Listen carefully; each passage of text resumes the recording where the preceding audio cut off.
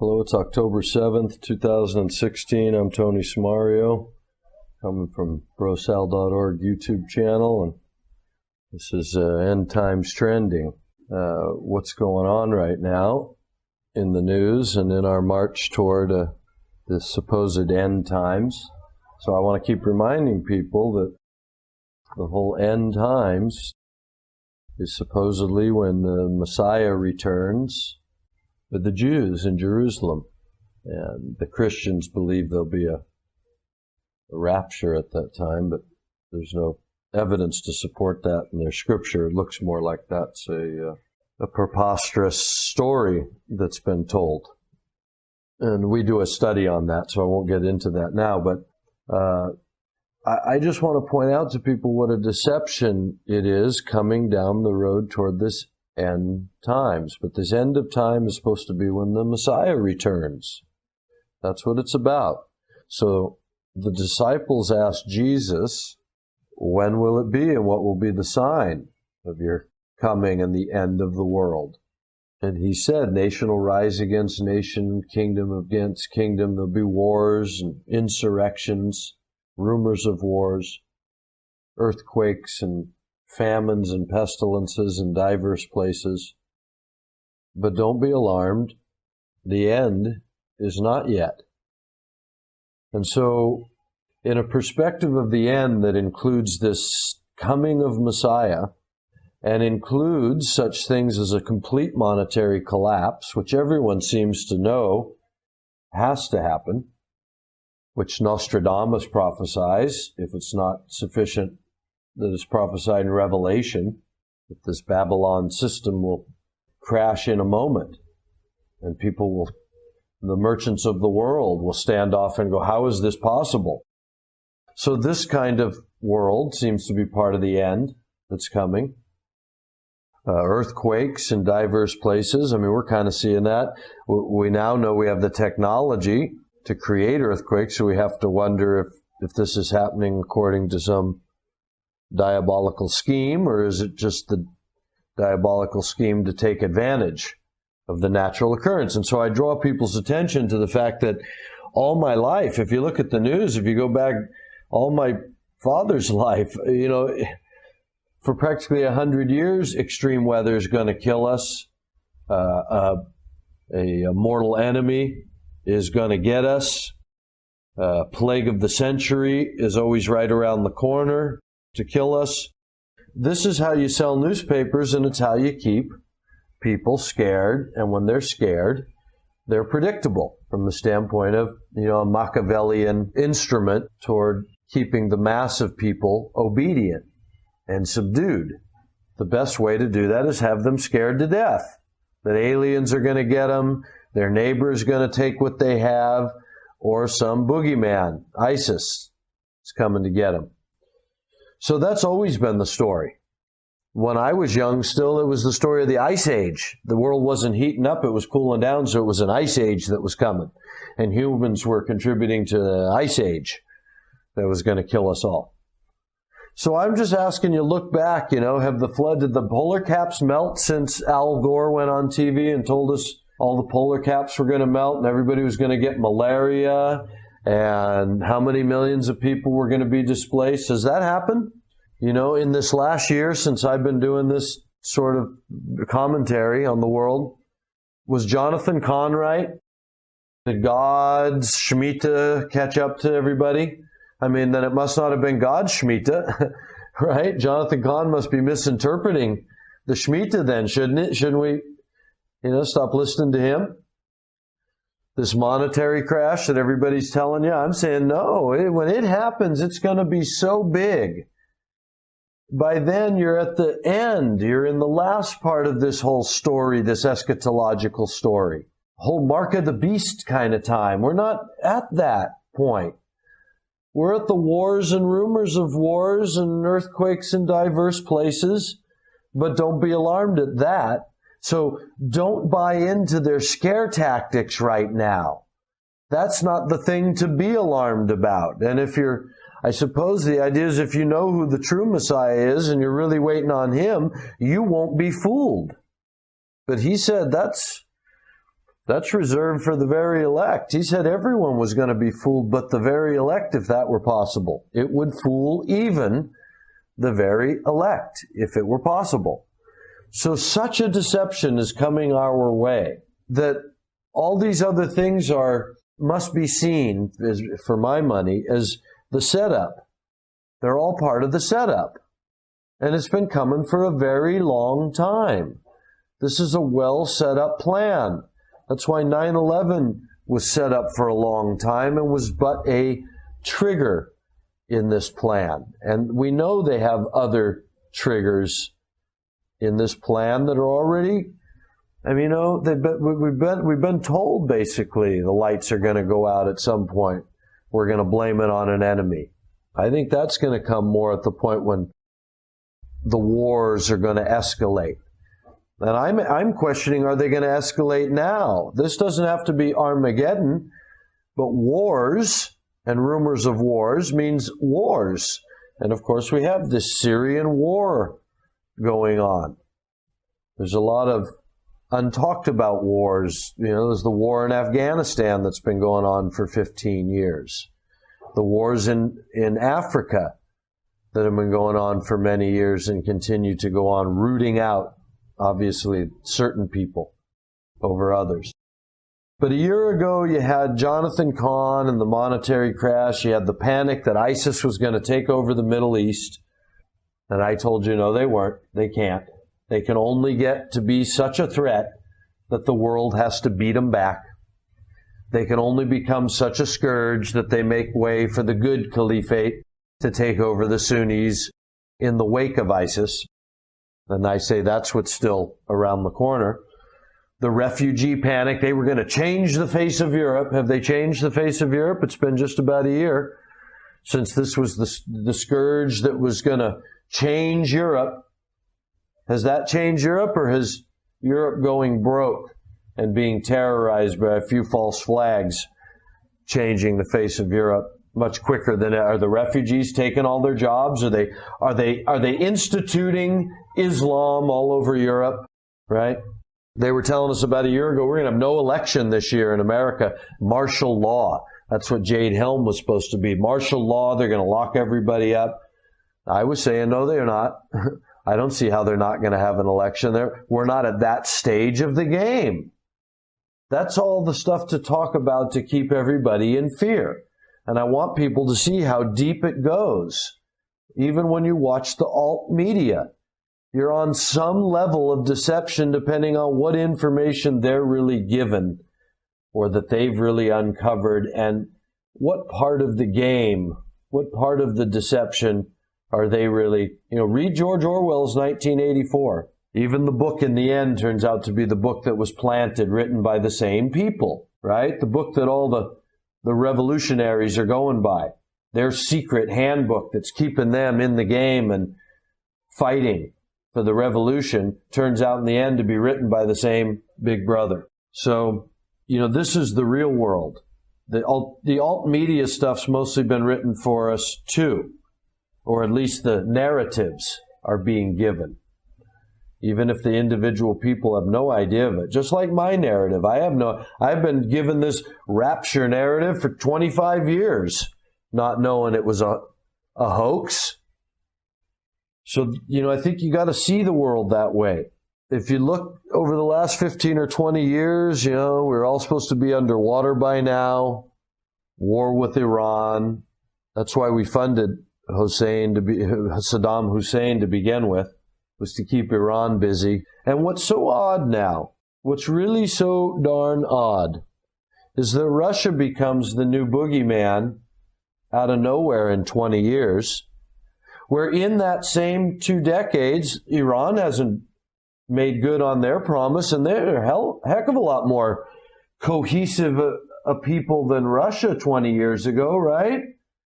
These Iranians, they're saying even as late as this last week, I read, they can get 9 million fighters together in no time. So, they're warning us. Don't think we're a pushover. We get 9 million people together and nothing flat. So I don't recall Russia having such cohesiveness 20 years ago. how is it the international community saw fit to make sure that the rhetoric with Iran remained a narrative in the world, so that Iran, having one nuclear weapon's a problem, even though, as Ahmadinejad said, what are we going to do with one nuclear weapon? Polish it? Israel's got 200. The world around us has nuclear weapons on every side. What are we going to do with one nuclear weapon? So why has that been the rhetoric the past 20 years? Well, meanwhile, Russia develops a nuclear arsenal, or redevelops their whole modernizes their entire military under the same international watchdogs that are watching Iran. And nothing's said of it, and suddenly now the Cold War is escalating faster every day, right? We're stoking the fire over there with Russia over this Syria thing, which is kind of outrageous. A guy that's so dangerous that for 5-6 years now, he's still on TV, Assad. I just saw him on TV this past week, right? This is a guy we're after, so we're not... can you imagine if this was in the days like Hitler, the way we talk about him, what we'd be doing militarily and what people who support him what that would mean to us? Didn't old Bushy say you're either with us or with the terrorists?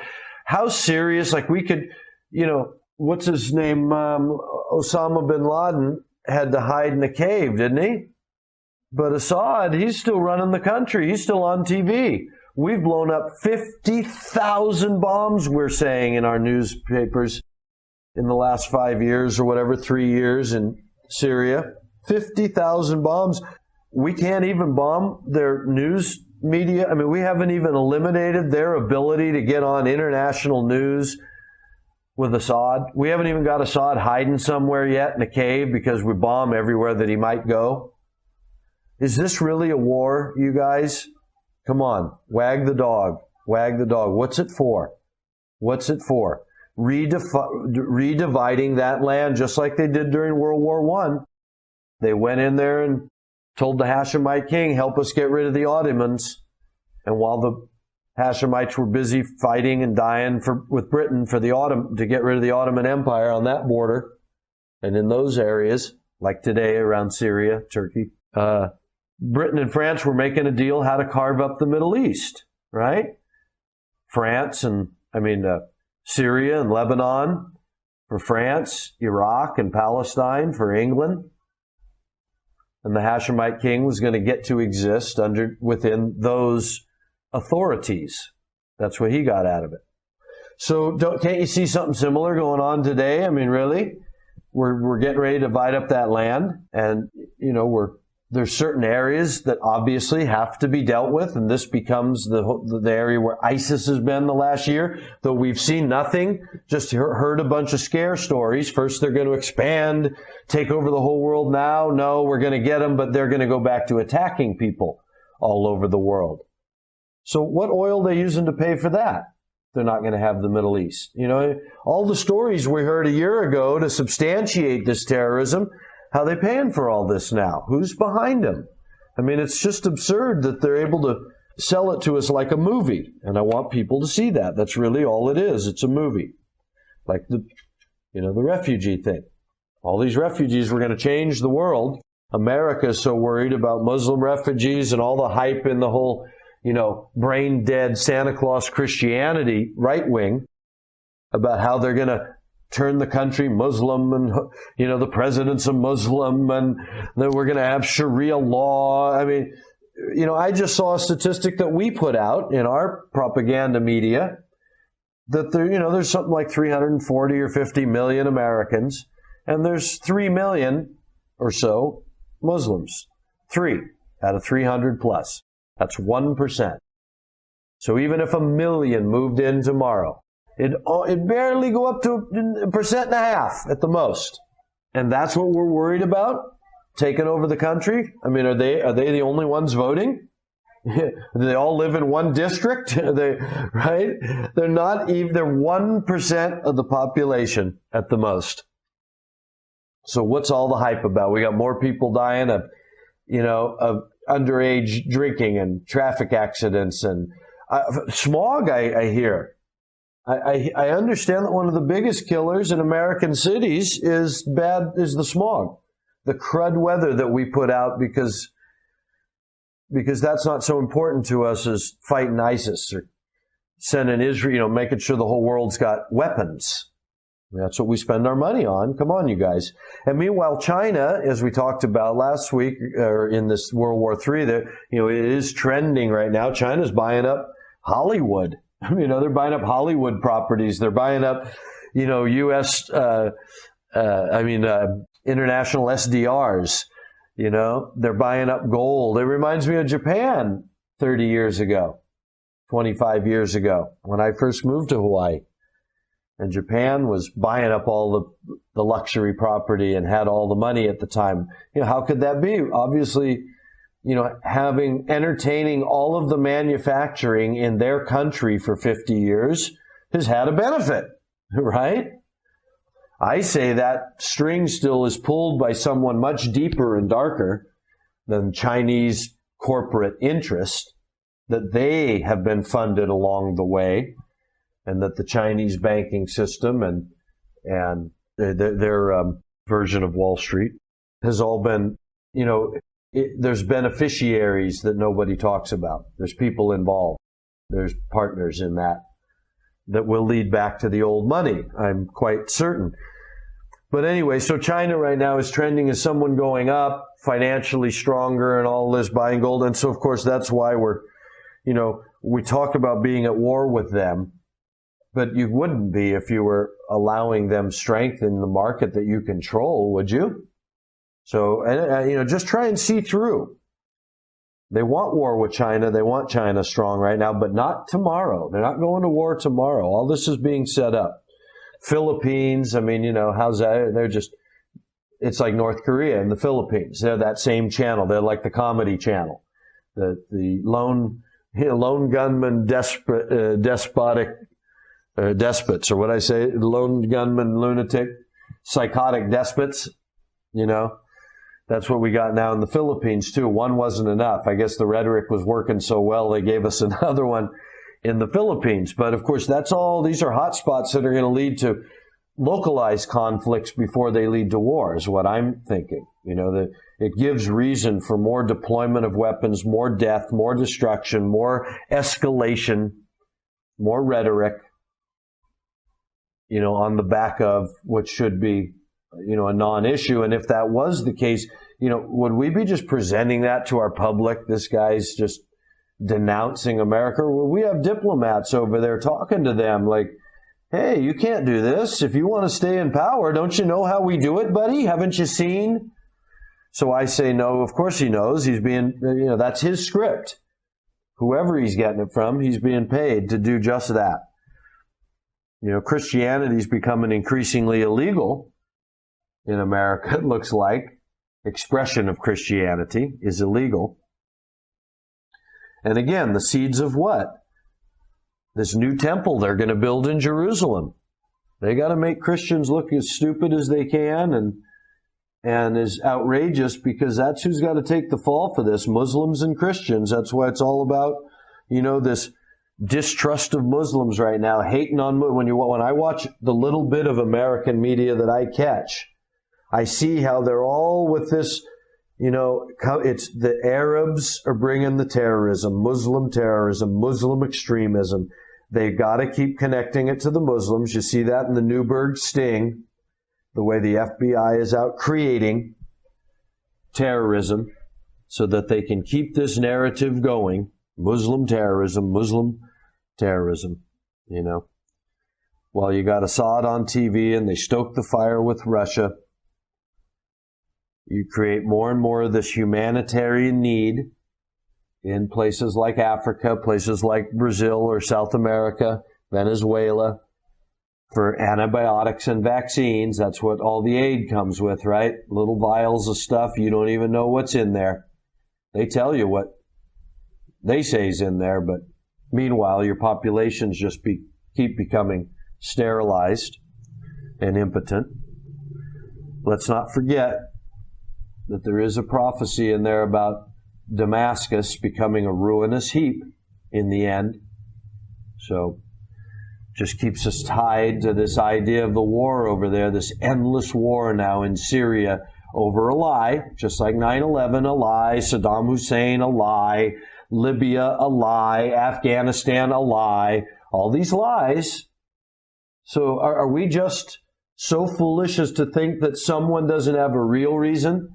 They're not just reacting to the lie. They really have a reason to be there. And now in Europe, I've been saying it, the refugee thing and the Brexit, and it's all the Greece got it all kicked off. It's all about breaking Europe's spirit, getting Europe panicked and terrorized and ready to go to war, because otherwise, as a people, Europe is strong enough to stand up and say no. They're even strong enough to stand up and say no to the dollar and push the euro like with Saddam Hussein. And that whole power to resist these people who want a World War III and who they want to kill. They want the Muslims killed. They want them killed at the hands of the Zionists, which are Christians for the most part in volume. They're Jews, of course, but they're Christians in volume. They're all the American and Western European Christians that want to protect Israel and slaughter the Arabs as the only possible way to do it, because we got what? We got Arab terrorism, Muslim extremism, all these things that don't even exist. So what's trending right now, the Deutsche Bank, Italian banks, Europe going broke. This is no easy recovery from what they're presenting to everyone. That's why I say these are seeds that are going to play out. I still say it's 5 years away, maybe more. Nostradamus, who's becoming more relevant in these times, as he said he would be, as he claimed anyway, projected, presented, prophesied that he would be more relevant in the times that these end time things were happening. He said 25-year war. So I don't know where we started. Afghanistan, Iraq, we're 15 years into it, perhaps, almost, 2003. So I say there's, the time is not yet. We're going to have to watch all these seeds develop. They're seeds of depopulation, seeds of a new temple being created, seeds of a war that will get rid of the Christians and the Muslims primarily, seeds of the collapse that will eventually get the world started on a new currency. That's what they need. Just like they needed a new currency after the British pound. So World War II provided it. They went on the US dollar. The oil has provided the petrodollar so that this scam with the dollar to take over the world financially through financial terrorism could work. If you want to really understand the deep workings of it, the petrodollar allowed them to print an unlimited amount of dollars because it doesn't have to be backed by gold now. It's backed by future production of oil. And now that that's being threatened, which is all part of, to me, how you pull the string from the beginning, when you know that someday, how am I going to get everybody to a war? I'm going to threaten that petrodollar. How am I going to do that? Well, that's why the euro was raised up. That's why the Muslims have been broken into these divided people who can be funded on different factions to fight themselves and have a common enemy in NATO. Anyway, that's how I see it all tending toward this world war now, and what's trending today in the news that keeps you abreast of it. Just remember, a year ago, Jonathan Cahn, the ISIS panic, the refugee panic, no election, martial law. I mean, the fact that Al Gore told us the ice caps were melting unless we did something right away. We're all going to be underwater. So none of that's come true. So have a different eye toward the future now. Subscribe here and watch with us. I think you're on a better ground. Anyway, talk to you next week. Thanks for being here.